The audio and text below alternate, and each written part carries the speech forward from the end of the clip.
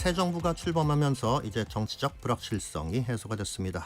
지금 부동산 시장은 어떻게 움직이고 있는지, 앞으로 또 어디로 가게 될지 알아보겠습니다. 매주 목요일 성큼성큼 경제에 다가가는 진격의 경제, 김인만 부동산 경제연구소장과 함께합니다. 어서 오세요. 안녕하세요. 네, 새 정부 출범하고 이제 일주일 조금 더 지났는데 대체적인 시장 반응은 어떻습니까?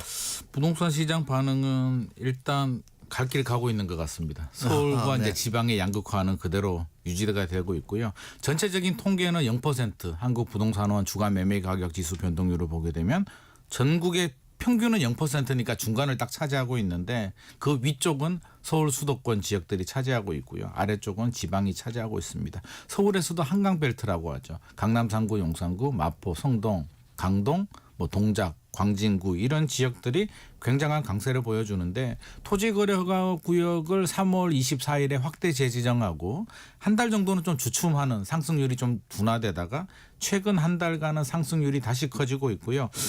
오늘 오후 2시에 이제 또 주간 통계가 나오긴 하는데, 새 정부 출범하고도 이 흐름 자체는 크게 바뀌지는 않은 것 같습니다. 현장 분위기는 새 정부가 출범해도 크게 아랑곳하지 않는 분위기가 감지되고 있습니다. 네, 지금 서울 지방 그 양극화 얘기를 하셨는데, 서울 아파트 값은 좀 오름세다, 그런 기사가 좀 많이 있었어요. 네네.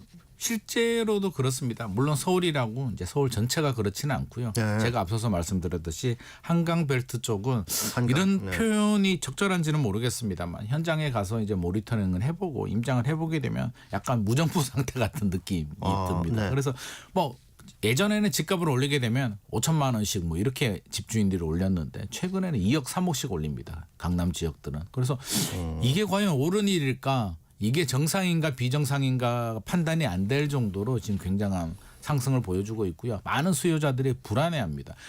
지금 아니면 못 사는 거 아니야라는 불안감을 호소하고 있는데, 아직 국토부 장관 인선도 되지 않았고요. 정부에서는 세금 규제는 자제하겠다, 공급으로 풀겠다라고 하는데, 시장에서는 공급은 시간이 오래 걸리지 않아? 그러면 지금 한강벨트 집값을 어떻게 정부가 안정을 시키고 내가 기다리면 될까? 기다려도 올라갈 것 같은데 어떻게 해야 하지? 이걸 굉장히 좀 불안해하는 상황입니다. 네, 강남 3구 또 용산구 이쪽에서 이제 거래량도 많고 가격도 많이 올랐다고 하죠. 네네. 그러면서 그 주변 지역으로도 좀 이게 좀 파급된다, 그런 양상이라고 하는데 어떤 이유일까요? 지금 일단 천장이 높아졌고요. 이제 강남이 무서운 게, 사실 우리가 강남 집값이 30억 거래가 됐다, 50억 거래가 됐다, 100억 거래가 됐다, 사실 우리가 일반적으로 살 수 없는 지역, 공감할 수 없는 지역, 그냥 그렇구나, 유명 연예인이 빌딩을 샀다, 이 정도 느낌밖에 안 오는데, 우리가 제일 불안한 건, 일반적인 서민들이 불안해한 건, 우리 동네가, 우리 옆 동네 집값이 예를 들어서 5억 원인데 5억 5천이 됐다, 10억인데 10억 5천이 됐다. 이게 가장 불안하고 걱정되는 부분이거든요. 그래서 확산 여부가 지금 가장 포인트인데, 일단 현장 분위기를 보게 되면 크게 예전처럼 풍선 효과가 막 생기지는 않습니다만, 지금 약간씩 노원구 같은 경우도 이제 대표적으로 서울 외곽 지역이고, 네. 바로 밑에가 노원구거든요. 노원구 상계동 집값이 올라가면 확산됐다. 노원구 집값이 안정되면 아직까지 네. 서민 지역으로 확산되지 않았다라는 게 이제 바로미터고, 노원구가 뚫리면 이제 수도권 외곽 지역으로도 이제 뚫리고 인천으로도 이제 확산된다라는 의미입니다. 노원구 전체는 그렇지는 않은데, 최근에 역세권 주변 랜드마크 단지들 위주로 조금씩 거래는 되고 있다고 하니까 약간 상승률도 조금씩 올라가고 있고요. 상승 거래가 늘어난다는 점은 좀 우려스러운 점이 있습니다. 저는 이게 심리인 것 같습니다. 그냥 지금 심리 자체가 굉장히 불안해하고 있고, 일각에서는 그런 얘기도 하잖아요. 민주당이 집권하면 집값 올라간다라는. 네, 시기적으로 좀 그렇죠. 이게 공교롭게도 문재인 정부 때 집값이 폭등했고요. 더 거슬러 올라가면 노무현 정부 때 집값이 폭등했고, 이명박, 박근혜 정부 때는 또 집값이 내려가거나 안정이 되다 보니까 이제 이런 공식이 좀 만들어졌는데, 사실 논리적으로는 맞지는 않습니다. 역설적으로 보면 집값이 올라가니까 규제를 한 거고요. 그러니까 규제를 해서 집값이 올라갔다기보다는 집값이 올라가니까 규제를 했는데, 규제를 하니까 또 더 부작용이 생겨서 이제 확산이 된 그런 영향이 있습니다. 그래서 좀 반면교사할 부분이 있는 것 같고요. 이재명 정부에서는 세금 규제는 하지 않겠다라고 지금 얘기를 하고 있는데, 그게 아무래도 문재인 정부 시절에 또 그렇게 많이 올라간 부작용들에 대해서 한 번 더 고민을 하는 이유가 아닌가 싶고, 국토부 장관 인선이 되고 하면 구체적으로 정책 기조가 좀 나오지 않을까 생각을 하고 있습니다. 하여튼 결과적으로 그렇게 좀 해석을 할 수 있다는 요지로 네네. 받아들여지고요. 토지거래 허가구역 이거 좀 뭐 다시 뭐 좀 지정을 할 가능성 이 대목은 어떻습니까? 이미 강남 3구, 용산구는 지정이 돼 있고요. 전체 구 추가로. 아파트가 네. 다 지정이 되어 있고 지금 문제가 되는 게 이제 주변 제가 앞서서 이제 한강벨트라고 했는데 예전에 이제 마용성이라고 불렀는데요. 이제 용산은 강남 쪽에 붙었고요. 마포, 성동, 강동, 동작, 광진구 정도까지는 저는 토지거래가 구역이 지정될 가능성이 상당히 높다고 생각합니다. 시기의 문제인데요. 일단 7월에 스트레스 DSR 3단계가 이제 시행될 예정이기 때문에 아마 그 반응을 좀 볼 것 같습니다. 대출 규제 시행되면 지금이 이제 거래량이 많은 이유는 미리 당겨서 7월에 대출 한도가 줄어드니까 미리 그렇죠. 사자라고 해서 5월, 6월 거래량이 굉장히 폭발적으로 늘어나고 있거든요. 그런데 7월 되면 달라질 수 있으니까 정부가 일단 7월 반응을 좀 볼 것 같고요. 그럼에도 불구하고 확산된다. 강남 집값에서 외곽 지역으로 확산된다라고 하면 나올 수 있는 카드가 결국에는 조정 대상 지역, 규제 지역 지정과 토지거래 허가구역 지정인데 추가 지정. 서울 전체가 지정되기는 어려울 것 같고요. 네. 앞서서 말한 것처럼 마포, 성동, 강동, 동작 정도는 지정될 가능성이 저는 높다라고 생각합니다. 그래서 다음 달부터 이제 시행 예정인 그 3단계 스트레스 DSR 지금 말씀하셨는데 그래서 지금 말씀하신 그런 이유 때문에 혹시 그 시행 유예에 대한 그런 좀 뭐 목소리도 좀 나오고 있지 않나요?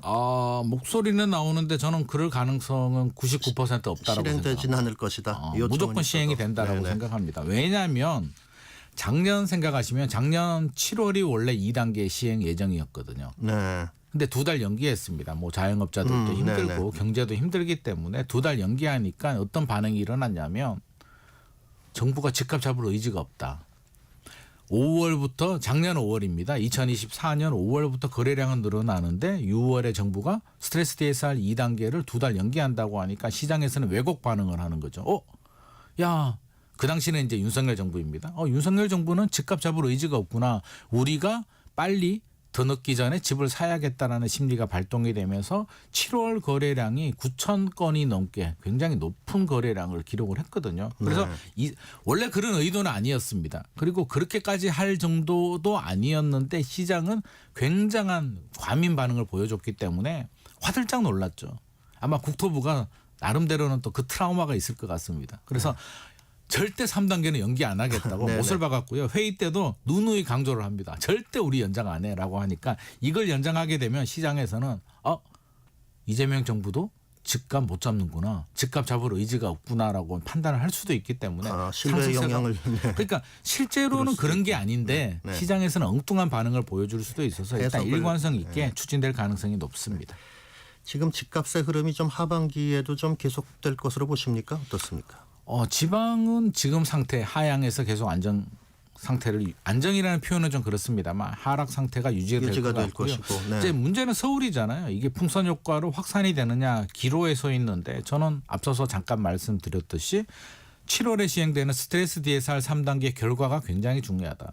7월에 스트레스 DSR 3단계 시행이 되고 대출 한도가 줄어들어서 다행히 서울 집값이 더 이상 올라가지 않고 안정을 찾는다면 안정이 될 수 있는데 여기서 잠시 한 달 지나고 다시 상승폭이 확대가 된다면 사실 정부도 굉장히 곤혹스럽고요. 왜냐하면 한번 흐름이 정해지게 되면 계속 움직이거든요. 그러면 올해 말 내년까지도 이게 연결이 되기 때문에 규제 카드가 나와야 되는데 사실상 정부에서 할 수 있는 규제 카드가 우리가 앞서서 얘기했듯이 조정 대상 지역 지정하고 토지거래가 구역 지정하고 대출 한도를 좀 높이는 건데 강남 3구 보듯이 규제 지역 지정하고 토지거래가 하더라도 한 달 주춤하다가 다시 또 이게 왜 입주하면 되니까요. 그래서 이걸 못 사는 거래가 아니라 불편해도 입주하면 해결이 되는 문제니까 근본적으로 본다면 지금 많은 분들이 불안해하고 있습니다. 저성장, 장기 침체에 또 뭐 지방은 미분양 문제들도 많고요. 그러면 요즘 또 꼬마 빌딩이나 상가도 힘들잖아요. 수익형 부동산도 안 됩니다. 그러면 결국에는 돈이 안전자산이라고 판단이 되는 서울 핵심 지역 한강벨트 아파트로 지금 쏠리는 현상이기 때문에 단순히 규제하고 실거주 아니면 집을 못 사는 토지거래 허가 구역을 지정한다고 해서 이게 간단하게 해결된 문제는 좀 아닌 것 같습니다. 지금 이재명 대통령하고 이제 그 선거 대선 기간에 발표했던 공약들 보면은 공공주택 공급 확대 그리고 정비 사업 규제 완화 이런 내용들이 있었는데 이 방향성에 대해서 좀 평을 해주신다면 어떻습니까? 저는 방향성은 옳다. 네. 맞다고 생각합니다. 원래 공급 위주로 푸는 게 맞는 거고요. 어느 세계 국가들 선진국들을 봐도 수요를 억제하고 이렇게 집값을 잡는 정부는 잘 없습니다. 그래서 공급을 늘리는 방향성은 옳은데 이 방향성은 문재인 정부 때도 이제 마지막에 이제 공급을 늘리겠다고 했고요. 일관성이 이렇게 유지가 되고 있는데 관건은 시장이 기다려 주느냐. 네. 공급이 빨리빨리 진행되진 않잖아요. 문재인 정부 때 추진했던 3기 신도시도 이번에 올해 첫 단지 가장 빨리 진행되는 단지가 이제 청약을 시작을 했고요. 입주는 2028년부터 시작이 됩니다. 그러면 전체가 완성이 되려면 한 2033년 정도, 2035년까지도 이어질 수 있는데 뭐 4기 신도시든 공공 재개발을 하든 지금 드라이브를 걸게 되면 빨라야 10년이기 때문에 10년 후에 나오는 집을 우리 시장에서 기다려주기는 좀 어려울 것 같습니다. 그래서 이게 참 어려운 숙제입니다. 방향성은 맞는데 당장 효과가 있냐라고 하면 당장 집값은 올라가고 난 내 집 마련 못해서 불안해 죽겠는데 10년을 기다려라. 이것도 사실은 좀 공허한 메아리가 들릴 수는 있어서 꾸준히 공급은 하되 또 시장의 목소리도 듣고 불안함을 좀 잠재울 수 있는 그런 일관성 있는 정책도 좀 필요할 것 같습니다. 아파트 공급을 갑자기 또 단기간에 늘릴 수는 없는 문제니까요. 굉장히 어렵죠. 네. 네. 근데 지금 최근 몇 년간이 공급 자체가 많이 좀 적지 않았었습니까? 네네. 지금 상황을 좀 어떻게 볼 수 있을까요? 이게 가장 관건입니다. 뭐 똘똘한 한 채 뭐 최근에 강남 쪽에 보게 되면 25평 아파트도 뭐 6개월 만에 5억 올랐다, 10억 올랐다는 얘기가 나오는데 그 얘기는 그 돈을 지불하고 사는 사람이 있다는 얘기인데요. 근거 중에 하나가 이제 공급 물량 부족입니다. 서울은 2026년 내년부터 이제 입주 물량이 많이 줄어들게 되는데 이게 단기간에 해결이 되지 않습니다. 서울은 재건축 재개발 아니면 이제 신규 입주 물량이 나오기는 힘들죠. 신도시 개발할 땅이 없으니까요. 네. 재건축 재개발은 10년 15년 정도 걸리는데 최근 또 내년 입주 물량이 나오려면 10년 전부터 많은 드라이브를 좀 걸어줬어야 되는데 안타깝게도 박원순 전 서울시장 시절에는 젠트리피케이션 문제 때문에 상당히 소극적인 대응을 했는데 그 부작용이 지금 좀 나오고 있는 것 같고요. 어쩔 수가 없습니다. 인정하고 지금부터 열심히 하게 되면 10년 후에 공급 물량이 나오기 때문에 지금부터 열심히 해야 되고요. 중간 사다리 역할을 하는 비아파트 공급도 좀 늘릴 필요도 있을 것 같습니다. 이 질문으로 김소정님과의 말씀 좀 마무리해야 될 것 같은데요. 지금 현 정부가 그리는 부동산 정책 좀 성공하기 위해서는 어떤 점에 좀 유의를 해야 한다라고 할 수 있을까요? 일단 문재인 정부의 그 정책 실패를 좀 반면교사할 필요는 좀 있을 것 같습니다. 세금 규제를 안 하겠다라고 하는데 정확히 말씀드리면 세금 규제가 문제가 아니고요. 세금 규제도 필요하면 해야 됩니다. 해야 되는데 밸런스가 안 맞은 것 같습니다. 종합부동산세를 올리게 되면 부담을 느끼죠. 집을 팔아야 되는데 양도세도 중과세를 하니까 출구가 없어지면서 못 팔게 되고 나 안 팔아. 매물 잠김 현상이 생기고 집값이 올라갔기 때문에 세금 규제는 해도 좋습니다. 이걸 두려워하지 말고요. 집값이 올라가면 세금 규제를 종부세를 올리되 양도세는 내려서 출구를 만들어주는 이런 밸런스를 맞추는 정책이 필요할 것 같습니다. 네, 김인만 부동산 연구소장님으로부터 또 부동산 관련한 말씀 들었습니다. 이어서 3부 계속하고요. 문학의 소식 이어서 알아보도록 하겠습니다.